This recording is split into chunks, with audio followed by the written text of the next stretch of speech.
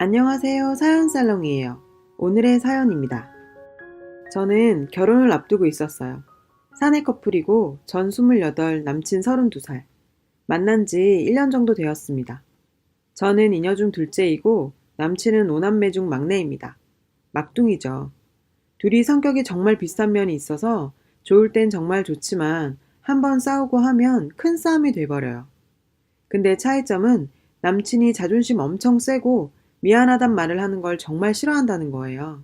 사소한 말다툼조차 미안하다 소리하면 정말 자존심 상한다고 생각하는 사람이에요. 그러면서 저는 삐지거나 화를 내면 이해를 못해요. 연애를 하면서 서로 별것도 아닌 걸로 싸우고 말 한마디에 서운해할 수도 있는 거 아닌가요? 저도 그냥 화내다가 그래, 그냥 서운하다고 얘기하면 되지 왜 화를 내고 있나 싶어서 미안하다고 그냥 그때 서운했다고 사실대로 얘기합니다. 그러면 그런 사소한 것까지 서운하고 삐치면 자기가 어떻게 맞춰줘야 되냐고 답답하답니다. 저랑 결혼할 거 생각하면 숨이 막히고 답답하다는 소리를 몇 번 했어요. 지금 생각하면 정말 어이가 없습니다. 그럼 연애를 왜 합니까? 다 그렇게 알아가려고 하는 거죠. 얼마 전에는 찜질방에 갔는데 옷 갈아입고 몇 층에서 만나자고 했습니다. 다 준비하고 나와서 기다려도 연락이 안 오고 전화도 안 받길래 아, 씻고 오자는 거였나 하고 저도 다시 씻고 나왔습니다. 그래도 연락이 안 오더군요. 찜질방 가서 몇 바퀴를 돌았습니다. 없더라고요. 1시간이 다 되어가니 좀 걱정이 되더라고요. 좀 이따가 나타나길래 왜 이제 오냐고. 씻는다 하더라도 왜 이렇게 오래 걸리냐고 그땐 화가 나서 따지듯 말했습니다. 전화 놔두고 왔는데 저기 가서 쉬고 있었답니다. 제가 그걸 어떻게 알아요. 그래요. 그렇다 치고 그럼 보통 그런 상황에서는 미안, 폰 놔두고 와서 이러지 않나요? 끝까지 미안하단 소리를 안 해요. 폰 두고 왔다고 저보고 화 좀 내지 말랍니다. 그냥 어느 정도는 저도 포기했으니 그러려니 합니다. 남친은 그런 상황에 제가 사과하라고 하면 제가 숨 막히게 한다고 오히려 화를 내요. 얼마 전에 남친 친구랑 셋이서 술을 마시다 기념일 얘기가 나왔습니다. 저희가 딱히 날짜 정하고 사귄 게 아니었기 때문에 사귄 첫날을 둘이 그냥 처음 데이트한 날로 하기로 했어요. 100일, 200일, 300일 챙겨본 거 없고요. 내심 서운했지만 전 그땐 그걸 또 이해한답시고 직장인이기도 하고 하니 그래 1주년만 챙기자 싶었습니다. 근데 그날이 언제인지 모르더군요. 옆에 그 친구만 없었으면 박차고 나왔을 겁니다. 서운하다고 얘긴 했죠. 한 번 더 생각해보니 그래 이런 기념일까지 챙기면 1년이 기념일밖에 없겠다 생각이 들기도 하고 해서 곧 결혼도 하고 하니 결혼 기념일 잘 챙겨보자 생각했죠. 제가 됐다고 신경 쓰지 말라고 문자 보냈더니 그냥 아주 홀가분해 하더라고요. 예전에 사귄 지 얼마 되지 않았을 때 국내 여행 갈 일이 있었습니다. 그 전에 휴가라서 중국 여행 갔을 때는 정확하게 반반씩 계산했었어요. 그래서 이번에도 오빠가 기름값이랑 뭐랑 부담하면 제가 장보고 잡다한 거 내고 하면 되겠다 생각하고 있는데 회사에서 메일이 한 통 와 있더라고요. 문자도 아니고 열어보기 전까지 저는 뭐 편지? 요런 거 좀 기대했어요. 장보는 값이랑 뭐랑은 네가 보태라고 저보고 돈 내라고 메일을 보냈더라고요. 제가 데이트할 때 얻어먹기만 하는 스타일도 아니고 남친이 한번 사면 제가 한번 사고 이런 식이었거든요. 나름 여행인데 내가 돈 안 내고 한 적도 없는데 굳이 저렇게까지 얘기하니까 좀 쪼잔해 보이기도 하고 저를 그렇게밖에 생각하지 않았나 싶어 화도 났어요. 그래서 어차피 말 안 해도 내가 내려고 했다고 좋은 마음으로 가는 여행인데 굳이 메일로까지 안 해도 된다고 하니까 도리어 그게 뭐가 잘못이냐고 화를 내는 거예요. 그러면서 갑자기 집에 갈 때나 출근할 때 저보고 기름값, 톨비 한번 내준 적 있냐고 하더라고요. 둘 다 사는 동네가 같아요. 회사도 조금 거리가 있거든요. 그땐 제가 차가 없었고 남자친구는 기차도 안 타고 다니고 회사 통근버스도 절대로 안 탑니다. 혼자 가도 꼭 차를 끌고 가던 사람이었어요. 출근할 때 같이 가자고 해서 자연스럽게 퇴근도 같이 하게 됐죠. 같이 가자고 해서 갈 때 옆에 내가 탔을 뿐인데 기름값 보태준 적 있냐고 하니까 그때 정말 확 돌더군요. 올라오는 길에 제가 저녁도 커피도 다 사고 했는데 그런 건 기억 못 하나 봐요. 자기 유리한 대로 기억이 바뀌나 봐요. 한 번은 싸우고 폰을 끈다고 하고 전화를 끊길래 이야기 좀 하자고 제가 남친 집으로 갔더니 찾아오지 말라고 하더라고요. 벨을 10번은 눌렀던 것 같아요. 안에 있는데 끝까지 문 안 열어주고 전화도 안 꺼서 벨도 울리는데 안 받더군요. 그때 이 쪼잔하고 이기적인 놈 알아봤어야 하는데 뭐가 씌었는지. 그래도 둘이 좋으니까 싸우면서 조금씩 고쳐나가고 서로 조심해 나가자고 했는데 얼마 전에 이제 곧 결혼이니 예단 예물 문제로 이야기를 해야겠다는 생각이 들더라고요. 미리 민감한 문제니까 서로 기분 나쁘게 듣지 말자고 얘기했었고요. 현재 남친 상황 나쁜 건 아니지만 좋은 것도 아닙니다. 직장 생활 5년 차, 연봉 성과급이랑 다 하면 새해 전에 4,500 정도 되고요. 저 3년 차, 거의 4,000 정도입니다. 둘 다 차 있어요. 전 산지 4개월 정도 됐고요. 남친은 가진 돈에 가을까지 모으면 3,000 정도 된다고 하더라고요. 5년 차에 저 정도 연봉 받으면서 3,000. 적게 모으긴 한 거죠. 돈 막 잘 쓰고 이런 스타일은 아닙니다. 연애할 때도 저한테 선물 사다 주고 이런 거 없어요.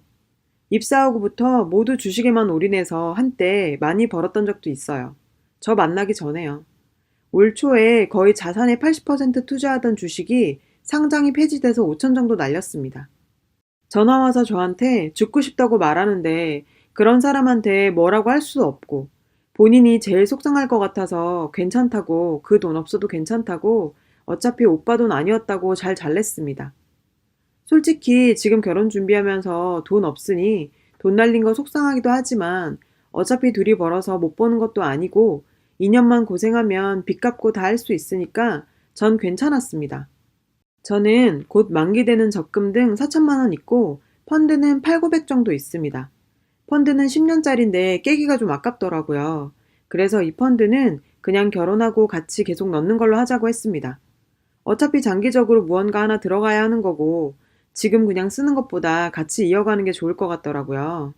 여튼 둘이 결혼 자금 합쳐도 지금 살고 있는 동네에선 집값이 매매도 전세도 비싸고 매물도 없고 해서 좀 더 싼 시골로 들어가야 할 형편입니다. 물론 그 동네도 회사 사람들 있긴 하지만 거기엔 저와 친한 사람 아무도 없습니다. 돈 없어서 그렇게 멀리 가야 한다는 거 생각보다 정말 속상해요. 그래도 내색하면 싸움 나거나 서로 안 좋을까봐 거기 새 아파트라서 더 괜찮을 거라고 스스로 그렇게 생각했어요. 사건 발단은 금요일 밤이었어요. 일할 것이 남아있어서 자료를 모으면서 슬쩍 결혼 자금 얘기를 했습니다. 처음부터 서로 집에 많이 도움받지 말고 반지 하나만 하고 빚 최대한 줄이고 시작하자고. 예물 예단 같은 거 최대한 하지 말고 아껴서 신혼집에 다 보태자고요. 같이 평생을 할 사람인데 그 정도는 생각하고 있었어요. 그런데 남친이 얘기하는 게 황당해요. 예전에 자기 집에 그렇게 얘기하니까 결혼은 니네들 마음대로 그렇게 하는 거 아니라고. 아무리 그래도 예단 챙길 건 기본으로 해야 된다고 서운해 하셨다고 하더라고요. 또 주위에 결혼한 친구들, 동료들한테 물어보니 기본적으로 여자 가방, 액세서리 그 정도는 해야 된다고 했나 봅니다. 저는 원래 아무것도 안 할 생각이었습니다. 어쨌든 주위에서 그 소리 들으니까 기본적으로는 예물해줄 건 생각하고 있었나 봐요.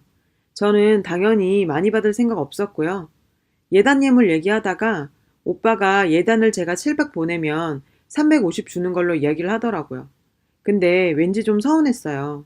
그래서 결혼한 친구한테 물어보니까 그냥 반 돌려주는 데도 있다고 하길래 그런 시댁도 있다고 하니 그렇게 한다는데 어쩌겠어요.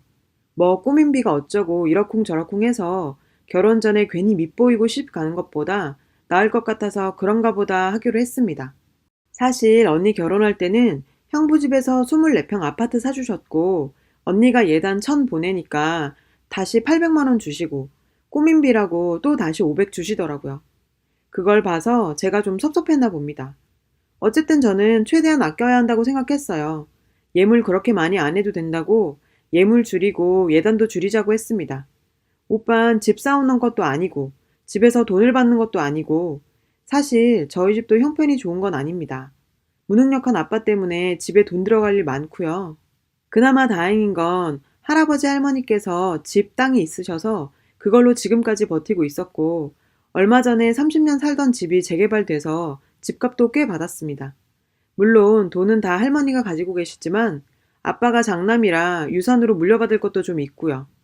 언니 결혼할 때 집에서 형편이 안 돼서 제가 3천만 원 대출 내서 줬습니다. 시골에 땅이 있는데 팔려고 내놨는데 잘 안 팔려서 어쩔 수 없이 팔리면 대출 낸 거랑 저 결혼할 때 보태주신다고 하셨습니다. 근데 아직도 안 팔리네요. 그래도 그 땅이 8천 정도 된다고 들었습니다. 그래서 어차피 엄마 아빠가 결혼 자금도 좀 주시라고 하셨으니 정 안 팔리면 괜히 못 팔아서 스트레스 받지 말고 제 명의로 바꿔달라고 하니까 집에서도 그렇게 한다고 했습니다. 남친한테도 말했어요.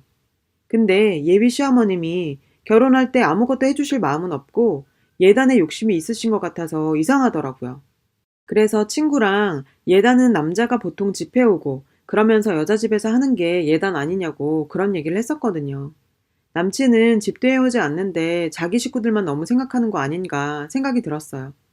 그런데 갑자기 우리 신혼여행비 아껴서 오빠 집에 좀 더 드리면 좋겠다고 이야기를 하더군요.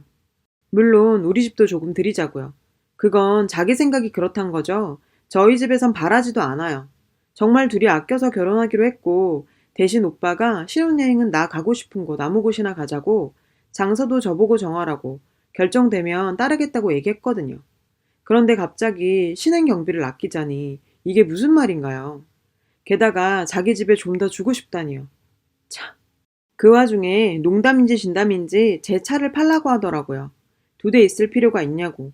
자기 차 보험도 싸고 자동차세도 싸다고요. 제가 내 차 팔아서까지 결혼하면 솔직히 정말 서러울 것 같다고 했습니다. 그때도 자긴 집에 못 해드린 게 마음에 걸린다고 하더라고요. 집에 TV 바꿔야 되는데 이 소리도 예전부터 들었기 때문에 그럼 결혼 전에 주말에 가서 TV 한 대 사드리라고 했습니다. 부모님 중국도 한번 모시고 가야 되는데 이러더군요. 이것도 알고 있었습니다. 오빠 부모님 중국 가고 싶다고 하셨었거든요.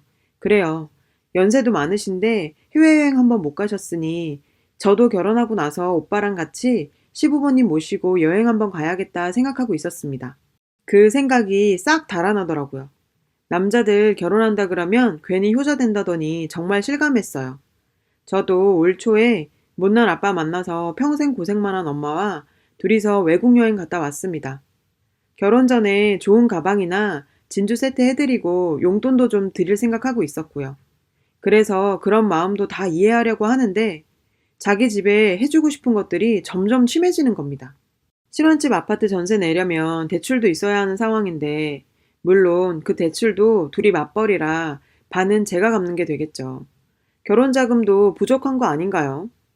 제가 이해하려는 그 선보다 자기 집에 그것도 하필 지금 하고 싶은 게 너무 많은 거예요. 그렇게 얘기를 듣고 나니 예물을 시댁에서 해주시는 건지 오빠가 해주는 건지 정확히 알아야 할 것 같더라고요. 시댁에서 해주시는 거면 예물을 해주시는 거 맞춰서 안 섭섭하게 예단을 해야 되니까요. 안 그래도 예단에 예민하실 것 같은데 말이에요. 오빠가 하는 거면 빚내서 하는 거고 결국 저도 같이 갚아야 하는 건데 제 빚내서 제 예물하는 거잖아요. 솔직히 이런저런 생각하지 않고 예단도 예물도 다 하고 싶지 않았지만 예물은 생각도 안 했고 그래도 예단은 그냥 기본은 해드리려고 생각했습니다. 문자로 예물 부모님이 해주시는 건지 오빠가 해주는 건지 물었어요. 왜 묻냐고 하길래 궁금한 걸 물어봤죠. 그러더니 너무 유치한 거 아니냐고 하더군요. 집에서 집 사주면 예단하고 아니면 우리 집을 남보드 선물 하나 안 하겠다는 거네. 그러더니 자기 형 누나들한테도 아무것도 안 받을 거고 아무것도 해주지 말자고 하더군요. 남인 양 성 긋고 살자고. 좀 어이가 없더군요.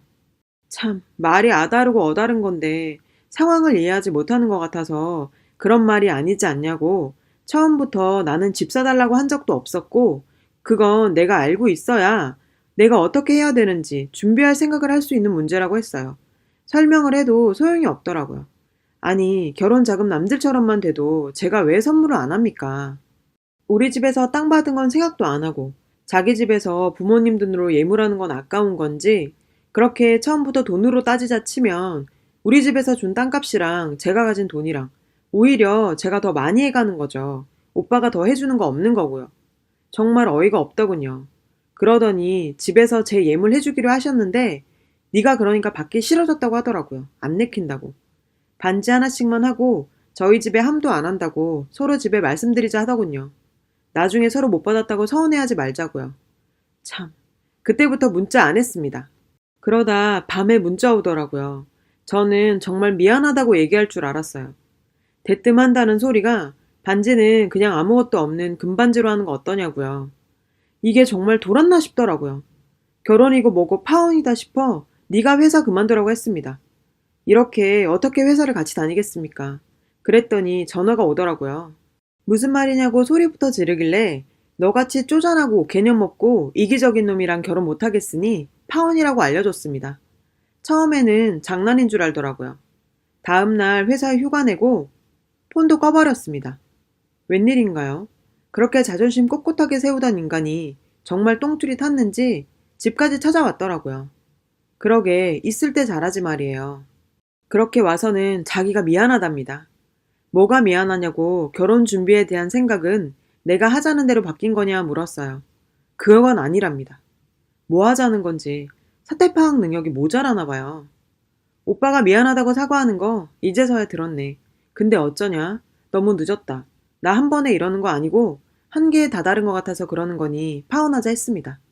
며칠째 남친의 그 어머니의 폰에 불이 납니다. 회사에서도 없는 사람 취급해버렸죠. 불편하면 네가 회사 그만두라고 했어요. 그렇게 2주가 지나니 회사 그만둔답니다. 이렇게 마음 먹고 지르고 나니 속이 후련합니다. 왜 그동안 자각하지 못했을까요? 이제야 보이네요. 남자친구의 행동들이 나는 이런 사람이다 라고 저에게 이미 다 알려주고 있었다는 거요. 물론 잘해준 기억, 행복한 기억도 많습니다. 왜 없겠어요. 그것보다 저에게 준 상처들이 너무 큽니다. 친구들도 회사에서도 제 결혼 소식 알지만 지금이라도 끝낼 수 있는 게 다행인 것 같습니다. 저런 사람이랑 그의 가족과 함께 사는 걸 상상하니 이거보다 더한 고구마가 없네요. 저 잘한 거죠? 잘했다고 응원받고 싶어 쓰다 보니 길어졌네요. 읽어주셔서 감사합니다. 여러분, 사연 댓글에 응원과 현명한 조언 부탁드려요. 좋아요와 구독은 저에게 큰 힘이 됩니다. 오늘도 좋은 일 가득하세요.